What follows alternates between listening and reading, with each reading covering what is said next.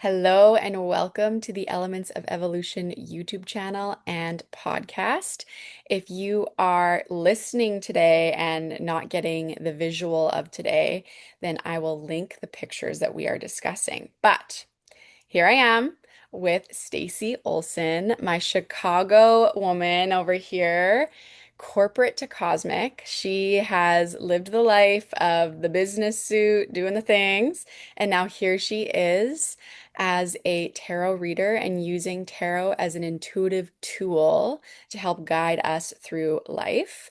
Stacy runs and operates her own company, Living Ludivine, which is actually a French name, not a French word, that means divine light. She is an incredible human being who is in tune with her own divine light and helps her clients and those that follow her get in touch with theirs as well. So, what are we doing today? We are here for a cosmic collaboration. Yes, between the two of us, earthbound humans, but also between the astrological planets and the tarot. So, we're starting a series, kicking off with the sun. And Stacey, I'm super excited to be here with you today. So excited. All It's gonna be right. great.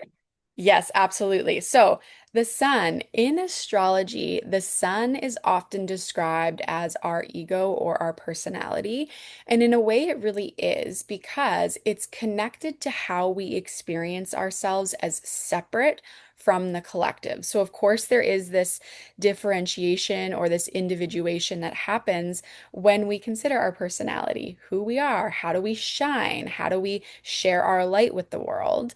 But the sun is also intimately connected to purpose and how we give and receive energy. If we think about the sun quite literally on a 24-hour cycle and how it nourishes us and gives us vitamin D, it is the planet that energizes us.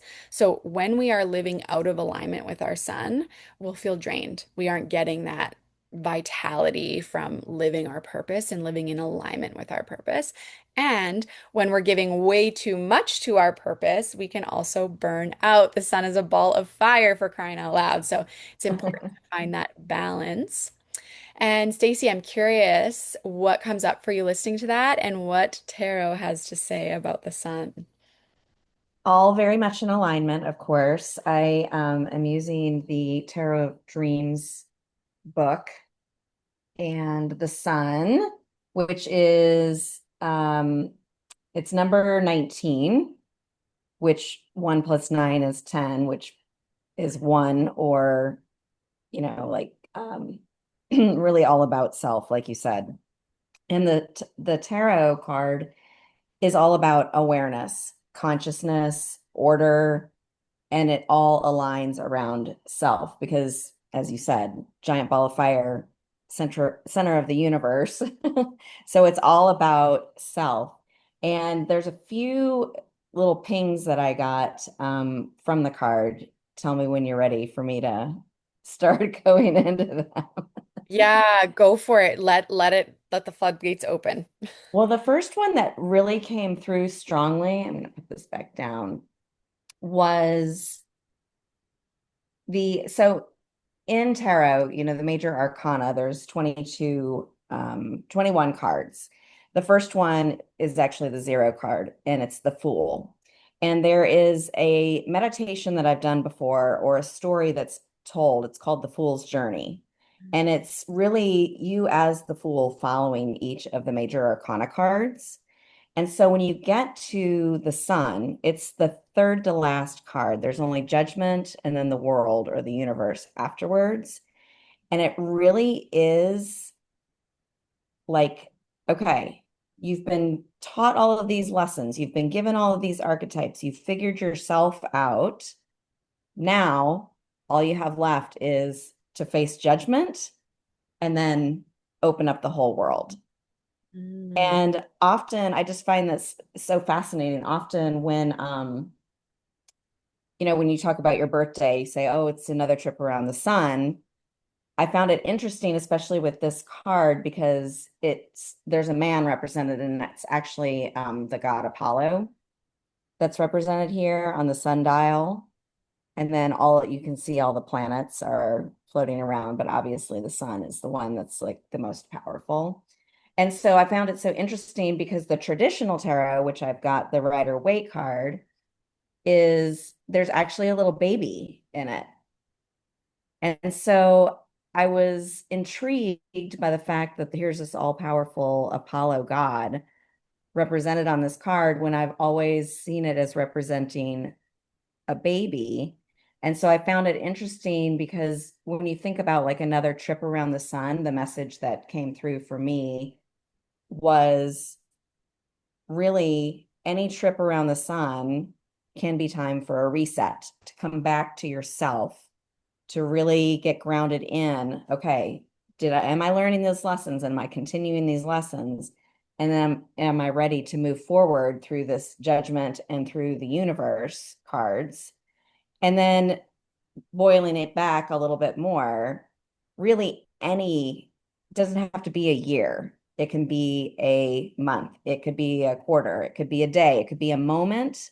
Every moment we have available to be able to reset and say, okay, come back to myself and how am I going to move forward, given the lessons that I've learned, given the path that's ahead of me, given the fact that I've gathered enough of my awareness and consciousness around self that I can now use it to fill in the blank, move forward in whatever your goals, your dreams are. Damn. Okay. I just have to say, I knew that tarot was going to bring so much flesh to this conversation, but I am loving learning this from you. And yes, the sun being this luminary body does bring consciousness to our lives.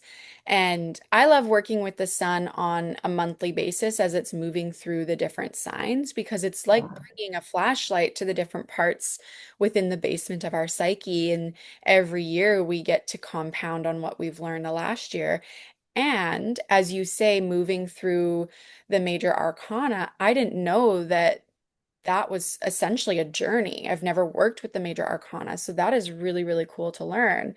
And when you're using the sun in relationship to the zodiac, it's also an evolutionary journey of growing and expanding consciousness because Aries is the baby of the zodiac.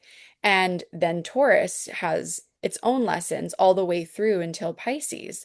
And I love these two cards, the child and the man, represented in the traditional Rider Waite, and then this one that you have. What was the second deck? It's the Tarot of Dreams. Tarot of Dreams. Okay. And at first, when I was looking at the Tarot of Dreams, there's almost this illusion or implication rather of some responsibility with the man, this Apollo god that's holding the sun and working with the other planets. There seems to be some effort from him, almost like he's working Mm, a little bit. And it sort yeah. of implies this responsible piece around our consciousness and how we are utilizing that or pursuing it. Does anything come up for you around that? I think sovereignty is the first thing that comes through. I control myself and nothing else type energy. Yeah. Um, and yeah, you are your own sun. You are your own guiding point, your own center of the universe. And so utilizing the tools that we're given on this planet, utilizing our mental capacity, utilizing our emotion, like utilizing everything about ourselves to stay in control. That's amazing. And in that same card with the Tarot of Dreams and this Apollo god, I couldn't help but notice his eyes and Oh, how yeah. focused they were. And Yeah. there's like this intensity about his eyes and this, I love this because with the sun in connection to purpose, when you are an awake person, when you are pursuing the evolution of consciousness, there is a level of intensity. It's like you can't not live your purpose. You can't not go for what lights you the fuck up. And I Yeah. couldn't help but notice his eyes just speaking that to me. Yeah, completely. And also, yes. love it too. Um, and just the power. I mean, look, he's ripped. Hmm. He's hot AF, right? Like literally and figuratively. He's been doing some work. And yeah, I feel like once we get to that point of if we're following the fool's journey and we're living our lessons and we're learning them and we're applying them, that is like building up our inner strength on a consistent basis. And yeah, there's just the certain intensity, like you said, it is the hottest ball of fire that that exists in our universe. So there is an intensity about it. Um, and just how the sun aligns with all of the other planets, like you said, with the different zodiac, with the different stages of our lives. Like it's just all such a beautiful dance, really. And the sun being the center of it is just such a great place to start with any type of goal or dream or way forward or any journey, really. Okay, this is prompting me to ask about the journey and if you could speak about the Fool a little bit more because I think the Fool, that name, if someone were to hear it, it sort of has a negative connotation, but it's Yeah, really not negative at all. And if you can speak to the openness and the curiosity and just a little bit more about the Fool so people have a really great understanding and can get on board with this idea of the Fool traversing this journey. absolutely. And I've got another deck here that I'm going to try and find it. Because, yes, when you think fool, like I automatically kind of go to medieval times where it's the fool, the jester, the Joker card. And really, it's more, like you said, it's about kind of the not really immaturity, but it's kind of the not knowing. You don't know what you don't know. Also being super open and curious to whatever the path may bring.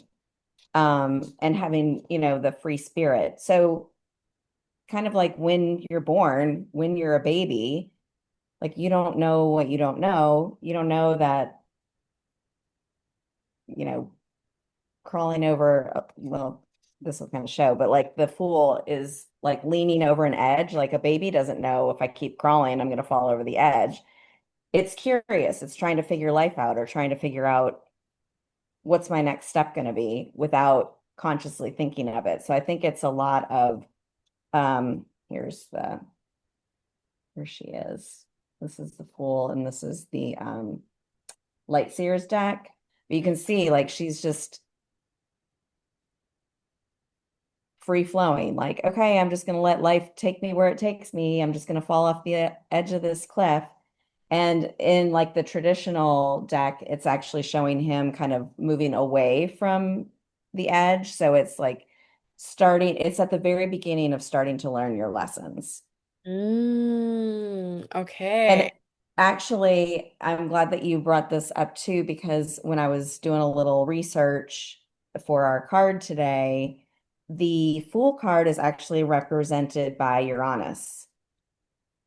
And that's like the planet that it coincides with. And I know, like I've said before, I know just enough about what's going on with the planets to be dangerous. I know we've just entered, like Uranus has just entered Gemini. Gemini, yes. Yeah, Okay. so I know that there's a lot of like switching up going. So that could be part of as we move through this fool's journey, which I would love to find a different name, a beginner's journey. I don't know, something. Um, or just reframing what we feel about fool or foolishness, reframing it into more of a curious place. Um, but that clearly is going to have a lot to do with our sun. We're moving into a whole new era. Hmm. And so the sun is, again, not really resetting itself, but it's allowing a whole lot of opportunity for us to revisit, reset, and rethink through our direction and our path and our purpose and our journey. All the time, every day we can check in with this. Yeah. Okay. I love what you're saying about the Fool. And to me, it feels like almost a blank slate energy. And no matter where we are in our lives, it can be really unhelpful when we think we know everything. And the Mm, Fool feels like allowing ourselves to be the lifelong learner, to be the forever student. And I had no idea it was associated with Uranus, which we will have an entire episode on, but of course. Uranus is the higher mind, right? It's the part of us that's connected to source. So Uranus being this higher mind in relationship to the Fool is almost like our higher self reminding us like there's always more. There's always evolution ahead of us. There's always things to learn and receptivity to be practiced. And the Fool just seems like a really cool way. Like we get to be the Fool and we get to open to these experiences of learning and the good, the bad, the ugly. Uranus is also not connected to emotion. So it's like nothing's bad. There's almost always, I'm going to say always, a silver lining to whatever experience you are traversing, whether it is challenging and you learned a lesson, or it's an incredible experience and you got to feel joy in your body, or whatever it is. Uranus doesn't differentiate between good and bad. It's like we're a soul having a human experience, and we are here to feel the full spectrum of human emotion. So the Fool is like here for it. Yeah. I always say I'll try anything twice because the first time might be, horrible experience, or it might be just not the right time or place or situation or people. But yeah, it really is. If you don't like this trajectory, pick another one. What's Mm-hmm. going to happen? Mm, What's the love worst that that. could happen? Yeah, You I pick another one? choose again, which brings me back to I just want to talk a little bit more about sovereignty. Mm, And this idea that life happens for us, not to us. And when we're operating in a life happens to us sort of way, we are very much in a victim mentality. Whereas when you can operate from this Fool perspective of there's no good, there's no bad, there's no ugly, it just is the experience. How can I actually utilize this experience? Then life is happening for you, and you get to choose evolution. You get to choose what you're doing with your life path. And I just think that there's so much personal power and free will that people don't necessarily know how to pick up and utilize. And yeah. the sun bringing consciousness to our experiences when we approach it like that, it's a way more empowering way to walk through life. Yes, agreed. And I feel like so there was one other thing that had come through for me was the sundial that's below the sun and all of the planets. And when we think about time, like that's one of the things that we can allow to, um, what was the word you just used? Um, we can feel not as sovereign if we think that time is linear or we think that it's not happening, it's happening to us, and there's a timeline associated with it. So when you start to look like, the sundial beneath him, the sun, is operating the sundial, not the opposite. So if we, sovereign beings, can look at time as not linear and as something that we can create order of, we can expand it or slow it down ourselves, which you and I do a lot of work with that already. It just is one more aspect of sovereignty that you can really like ground in as I pat on my citrine crystal, which is all about positivity and sunniness and power and self and worth. So if we start to look at, like you said, life is not happening to us, it's happening for us. We start to look at different things that might hold us back, like timing. Oh, I want to do this, but it's not the right time, or oh, that's going to take too long, or oh, this is moving too slowly for me. We start looking at that and realizing we really have the control over it as a part of our sovereignty. That just opens up a whole new world. Whole new world, indeed. I think that this is important just to give a little context for listeners. And this conversation around time being non-linear. Sure, we need time to be linear when we want to make it on time to an appointment, and that's a cool way to utilize time. But that was created by man for man. And when we're working with the Fool and Uranus and the higher mind and this creation of the life that we desire and we deserve, and we are deconditioning urgency from our body because here we are in a society and culture that really values progress and always, how much stress can you handle? And it's a celebration of progress and what we're doing. And I think when we can really let go of this urgency from our body and we decondition this tendency to always utilize time in the linear sense, like you're saying, we can start to look at time like a field. And when you say Mm, slow time down, like for me, just to give listeners an idea, that's being so incredibly present, like the child on the Rider-Waite sun deck. yeah, It's like children are the absolute best yogis because they are so present. Time doesn't even exist for them. They don't pay attention to when they're hungry or when they're tired, or they're just so in the freaking moment that they're living life to its fullest and full of what? Like joy. This is the sun. Like it's how they radiate, and just not only give themselves more energy, but burn their energy too. yeah, And there's something special or really magical about that. And you yeah. can also, I want to ask if you have anything to add to that before I jump into one more point. I was just gonna say, look at his little face, like he's all full of joy, and the sunflowers behind him, and you know, sunny disposition. Like, yes, the sun completely lends itself to joyousness and cheer and good times and laughter. So, yeah. And I Mm, love that example of children are the best yogis because they're just like, okay, sure, let's go, let's do it. Yes, this makes me happy. I love it. Okay, let's go. yeah, yeah. Or like I have a 2-year-old, almost 2-year-old now, and it's like telling her that we're leaving the beach or that we're done playing with the toy because they're so in the moment and they're not programmed to view time the way that we've been programmed to view time in this linear sense. It's the end of the freaking world Yeah, because, and you have to say like, no, we've got to leave the beach. We got to go home. We got to have dinner. We can come back to the beach another time. But it's just another flip side of that being so present and being in the moment, which is so, so beautiful. And then you can also work with time sort of in this non-linear sense. If time is a field, you can work with your roots and your lineage and your past lives and your inner child and all these pieces that are present for us as we navigate the human experience and get to decide, am I consciously driving the boat of my life? Or am I actually being driven by these other pieces that live through me and within me? So that's another way of time unlocking a huge piece of the healing journey because we want to be operating from this conscious place of what we know is possible for ourselves and what we desire for ourselves. So I just wanted to add that. yeah, Damn, the wisdom. I love this space. me too.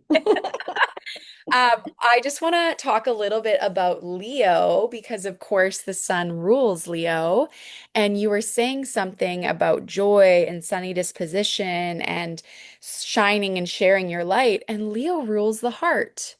Leo is very involved in the emotional landscape because it rules the heart. It's here to love and to radiate love. And because there's this emotional connection with Leo, it sometimes gets a bad rap for being dramatic. But the shadow aspects of the signs and the planets only arise in the human experience because there was a really innocent energy that wanted to be expressed and wasn't allowed to be. And then it converts itself into something a little bit more immature or a little bit of the shadow, let's say, end of the spectrum. But really, it is pure, truest desire for expression. The sun wants to love, it wants to radiate joy, it wants to share the warmth. And Leo is this lion energy. It's royalty, it's regal. And when you think about the sun in the traditional sense of the astrological sun, it's the king. It's the leader. It's wanting to not just be selfish and have all the riches for himself, but it's a desire to share the warmth with the people. And there's this terrible expression, it's lonely at the top. but it's not lonely when you bring your people with you. It's not lonely when you share your love and when you let it radiate it all around those that are close to you or that can be influenced by your radius, by your shine. I'm curious if you have anything to add or anything pops up for you just listening to that. Well, it made me think of Leo with the lion. It made me think of the strength card, which um, is traditionally it's a person sitting with a lion, and it to me represents not only the strength of the lion, but the strength, like the softer strength of the human that's there with them, and having the strength to really keep the energy in a space where the lion's not going to attack the person. So to me, it represents kind of the flow between the brute strength, the strength of a lion that could literally eat you alive, and the strength of holding your own space and being sovereign, knowing that sure, this lion could attack me. Also, I can protect myself in a more softening way rather than the brute strength. Yeah, it's almost like Makes relationship sense. with the lion is what protects the human. It's this loving energy. And I love that you say that because the sun is quite a yang energy that is associated with doing and brute force and strength Yeah. in that context. But really when we get to the heart of it and we look at this Leo energy in relationship to the heart, it can be very much about relationship. And there gets to be this softer side that I think is under talked about in regards to the sun and in regards to Leo. So I think that's a beautiful thing to bring into this conversation. It is. And I can't find the strength card, but that's okay because I found the sun card in this Light Seers deck, and it just says exactly like what you just did. Look how feminine it is as opposed to this masculine Apollo. This is the sheer joy, like from the traditional Rider Waite with the child. It's like she's in her childlike element, running through the field, arms wide open, ready to receive, and allowing that strength from the sun to really come through and allow her to soften. Heart wide open in this picture of this woman dancing. And it's like Yeah. just seeing that, I'm like, I want to go join her, you know? So that is like the epitome of it's not lonely at the top because you're bringing your people with you. She is in the Right, practice of experiencing so much freaking joy. How can you not see that and want to go dance with her? right. Even if it's silent disco style and you've got your own music. You can do it. I love this. There was one more piece that was coming up around Leo. I can't quite remember what it was, so maybe it's not meant to be here, but is there anything else that you want to add to this sun conversation? I love that we've got three of these beautiful pictures. Apollo, the sun god, he's focused, he's so strong. He's the one that's utilizing the consciousness. He is working with time in the way that he wants to work with time. So beautiful. The traditional rider Waite with this beautiful child in front of the sunflowers, underneath the sun, sunny disposition, presence, joy. And then this woman, the third card from the Light Seers deck, dancing, arms open, heart up, like, chest open. The Yeah. sun is giving to her, and in a way, she's giving back. This joy is rippling out of her, and it's just so, so beautiful. Yeah, I love the different representations. That's one of the things I love most about tarot is you can learn it one way and have that as a resource, and then there are so many other ways that you can connect to it and get different messages and get it interpreted differently. I mean, you might have looked at some of these cards and had a totally different message come through or a totally different interpretation. That's what I love about it because it's, as I've said before, like we already have the answers inside. And so we don't have to rely on our astrology chart or tarot to tell us the answers. We already have them, but it's such a beautiful tool, such a beautiful connection to be able to learn about these things and then really connect them to yourself. I love that you bring that into this conversation because I found you at a time in my life where I had gone through this huge metamorphosis and transformation with my relationship to source and spirit and my spiritual practice. And I was so hesitant to pick anything up again, even though I was just starting to learn tarot before this huge transformation. And then on the other side of it, I found you. And the way that you explained it to me was that tarot is not guiding you or telling you how to live your life. It is actually an intuitive tool that you get to receive, let it ping around inside of you like Tetris is happening within your body. And you're always listening through this filter or through this lens of your own intuition. So it gets to be empowering, not this authoritative sort of technology that some people use it as. And you're so right. There are so many different decks that not only the creation of the decks and the art that's involved, and it's coming through a human that has their own subjective life and experiences, and it's filtered through them. So it's what do you resonate with? And Yeah. if you're working with a deck, for listeners, like if you're working with a deck you don't love, like give yourself permission to switch it up. It doesn't have to be this, I've heard this old saying that a tarot deck should be given to you. And I I've heard call that too. bullshit. It's Yeah. like, go get the one Why? that, yeah, yeah, go get the one that resonates. There's so many cool ways of learning. And on that note, Stacey, I think you've got something coming up in the future that teaches on tarot, or where can people find you and receive more from you? Oh, yeah. I think the best place right now, if you're really interested in tarot, is my Telegram group, the weekly tarot forecast that I put out once a week. And spoiler alert, I think since we've had this conversation today, this upcoming month is going to be all around the sun. Ooh, oh, Nope, that makes so much pun sense. not intended. Yeah, yeah, yeah. We are.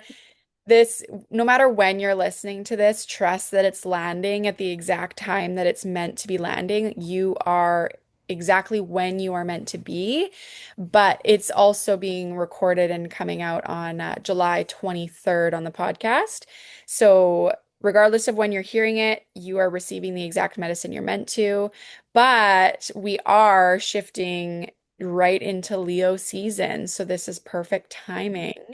And I love that we've got to have this playful conversation. So if you're wanting to reach Stacy, you can find her weekly tarot forecast. What the fuck? I've linked it below. WTF. Yep. I kind of love this too because it's a little bit of a play. And I know I've said this to you before, Stacey, but for listeners, it's like sometimes life makes us ask that, WTF. And the Yeah. tarot gets to be like, because of this. It's pinging around intuition, and you get to receive, the truth of the time, the truth of the messaging in a really fun way when you're working with this. And I absolutely agree. We don't need tarot, we don't need astrology, but is it affirming AF? Absolutely. And it gets to be really fun, especially when we Super talk with fun. amazing humans like you. So, this feels really good for me. It feels complete. I want to give you the space to add anything else if there is, but if not, I'll link WTF in the notes below. And I'll also link perhaps a link for people to sign up for your email because I know you have a newsletter that goes out as well, right? Yes. That'd be awesome. Yep. All right. Thank you so much, Stacey. And Thank until you. next This was time, amazing. yeah, so much fun. All right.